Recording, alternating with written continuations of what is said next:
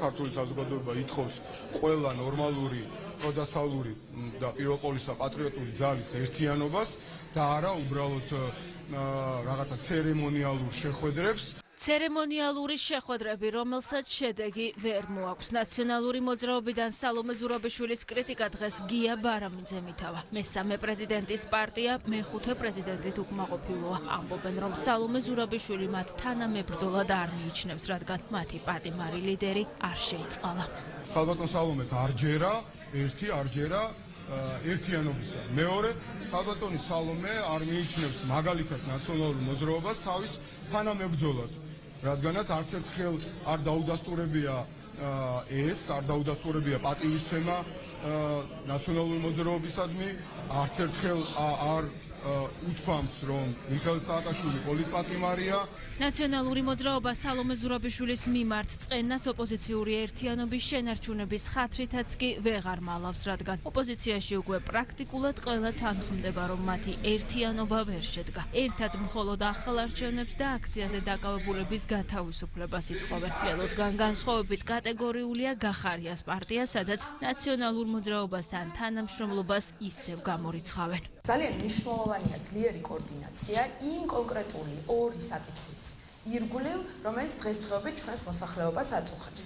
სხვა სახის რაიმე ერთიანობაზე საუბარი, ჩემი აზრით, მხოლოდ და მხოლოდ პროცესის დაზიანებას ემსახურება, რადგან შეუძლებელია ჩვენს პოლიტიკურ ძალასა და ნაციონალურ მოძრაობას შორის რაიმე ერთიანობაზე ვისაუბროთ. აუცილებელია ისეთი სიმძიმის ცენტრის შექმნა, მათ შორის სალომე ზურაბიშვილის ჩართულობით და ასევე 4 ბარიერგადალახული ოპოზიციური კოალიციის ცალკე არასამთავრობო ორგანიზაციების ჩართულობით, რაც გამოასხივებდა სინერგიას და იქნებოდა რეალური ერთობის მაჩვენებელი. თავად სალომე ზურაბიშვილი კი მისით უკმაყოფილო ოპოზიციის ლიდერობას ართმობს. წინააღმდეგობის პლატფორმის სახელით დღეს თქვა, რომ ამ ერთობის წევრი პარტიები საგამოძიებო კომისიის კითხვებს არ უპასუხებენ, რაში დასჭირდათ მსგავსი შეთანხმება და ვის არ ენდობა ყოფილი პრეზიდენტი. დღეს ეს არ დაუკონკრეტებია.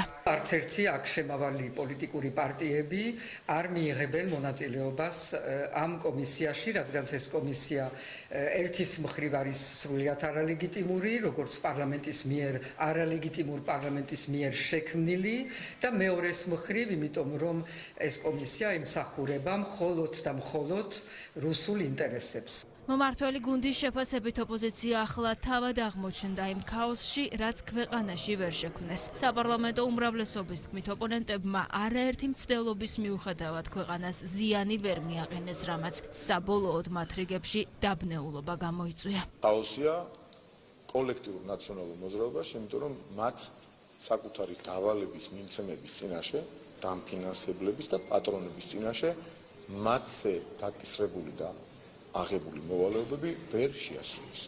ისინი იმ ასეულობით მილიონი არ ვაჭარბებ დოლარის სანაცვლოდ თავიანთ პატრონებში პირდებოდნენ, რომ ქვეყანაში შეცვლიდნენ ხელისუფლებას და ამ ქვეყანას ჩართავდნენ ომში. ვერც ერთი და ვერც მეორე მათ ვერ შეასრულეს. ეხლა იქიდან პატრონებიდან განაწყენებაა, შიგნით ქაოსია. ეს არის აურზაური არაფრის გამო. ჩამოყალიბებულია მთელი სისტემა იმისა, თუ როგორ დაანგრია ქვეყანა და რევოლუცია როგორ მოაწყო. ერთმანეთს ეჯიბრებიან, ვინ უფრო მეტი დარტყმის მიმყენებელია იმ სტაბილურობაზე, რომელიც დღემდე შევინარჩუნეთ. ეს არის ადამიანთა ჯგუფი, ძირითადად აგენტებით დაკომპლექტებული, რომელსაც არანაირი გეგმა და იდეა არ გააჩნია საკუთარ მოქმედებებთან დაკავშირებით. მათი გეგმა არის კოორდინაცია, როგორც ეს ზურაბიშვილმა განაცხადა, რაღაც აქტიური აგენტი, პასიური აგენტი სააკაშვილის დიდი პლაკატების ფონზე საუბრობდა ისეთ თემებზე, რომელიც იქ მცირე რაოდენობით საზოგადოება რო ესწრებოდა სტვენით და შეძახილებით, ნეგატიური შეძახილებით იყო განპირობებული მისიის გამოსვლა. ოპოზიცია უკვე მეორე დღეა სალომე ზურაბიშვილით უკმაყოფილებას ვერ მალავს. ეს მას შემდეგ, რაც 31 მარტს ყოფილი პრეზიდენტისგან, როგორც თავად თქვეს, ახალი ვერაფერი მოისმინეს.